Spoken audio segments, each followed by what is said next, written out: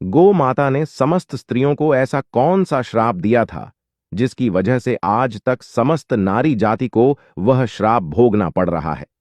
गौ माता का एक ऐसा श्राप जिसे टाला नहीं जा सका।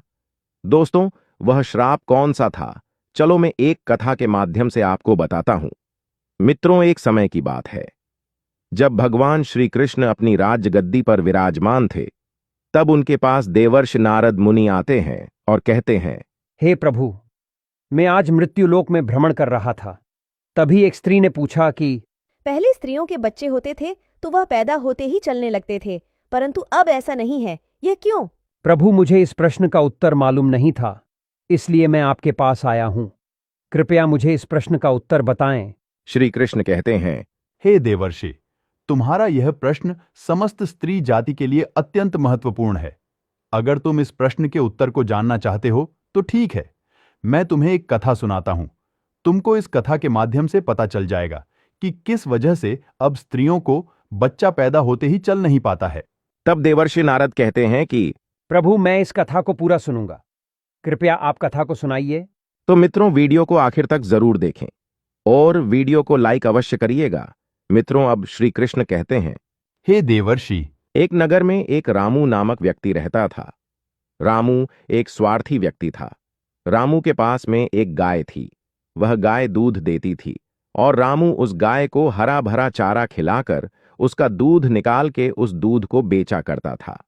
रामू गाय का दूध खुद भी पीता था और अपने परिवार वालों को भी पिलाता था।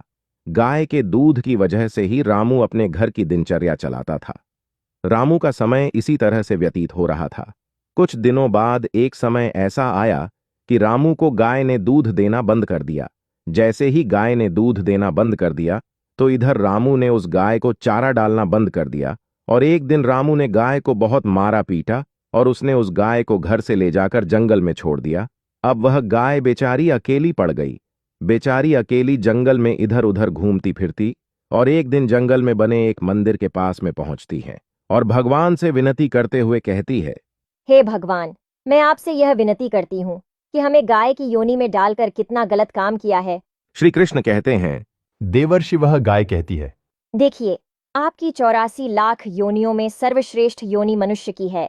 वह कितना पाप और कितना दुष्कर्म करता है। वह गाय आगे कहती हैं, जब तक मैं दूध देती रही तब तक उस व्यक्ति ने मुझे अपने घर पर रखा, हरा भरा चारा खिलाया। जैसे ही मैंने दूध देना बंद कर दिया, उसके बाद में उसने मुझे चारा भी नहीं डाला। इतना ही नहीं, उसने तो मुझे घर से बाहर ही निकाल दिया। अब मैं इधर उधर भटक रही हूँ। अब जंगल में चारा खा करके, जंगल में घास खा करके मैं अपने पेट को भरती हूँ। हे भगवान, आपने जो सर्वश्रेष्ठ योनि बनाई है, यह तो कितनी स्वार्थी और लालची योनि है। श्री कृष्ण कहते हैं कि हे देवर्षि नारद, धीरे धीरे समय व्यतीत होता चला गया।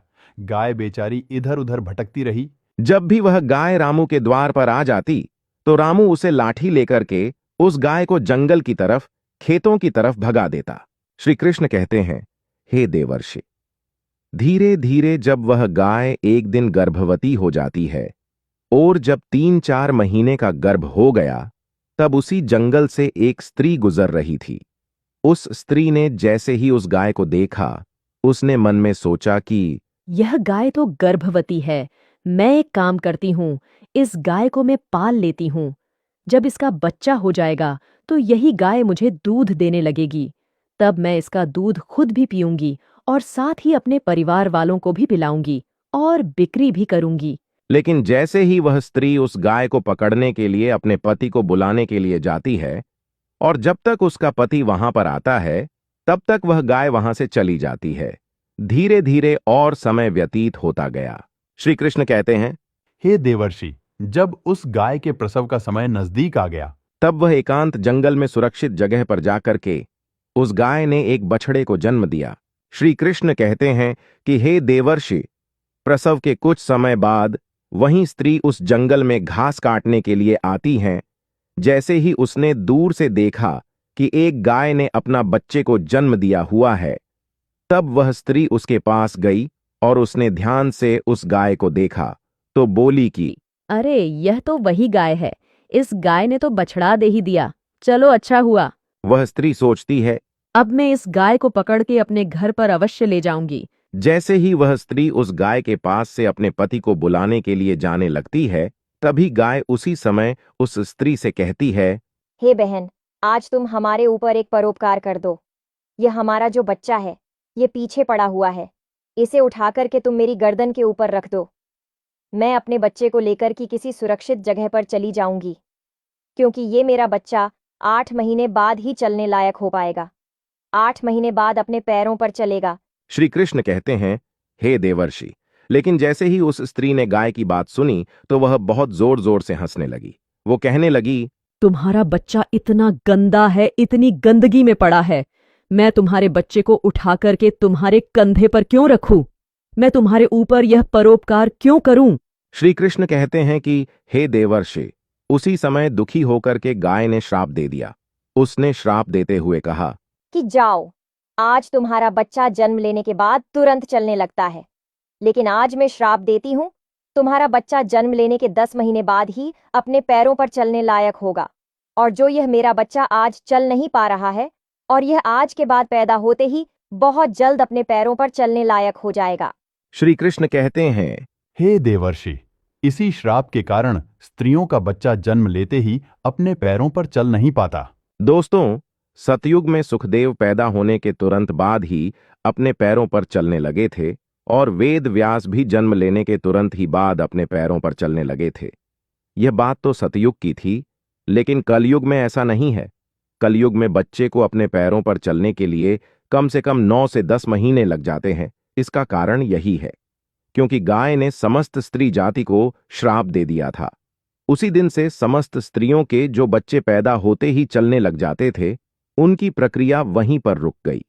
गाय के श्राप के कारण ही स्त्री का बच्चा 9-10 महीने बाद ही चलने लायक, अपने पैरों पर खड़े होने लायक बन पाता है और गाय का बच्चा उसी दिन से अपने पैरों पर चलने लायक हो जाता है। इसीलिए किसी की आत्मा को कष्ट नहीं देना चाहिए और यही सनातन धर्म का सबसे बड़ा धर्म है। दोस्तों, दूसरे के दुख में दुखी हो जाना, दूसरे के काम आना सबसे बड़ा धर्म माना गया है।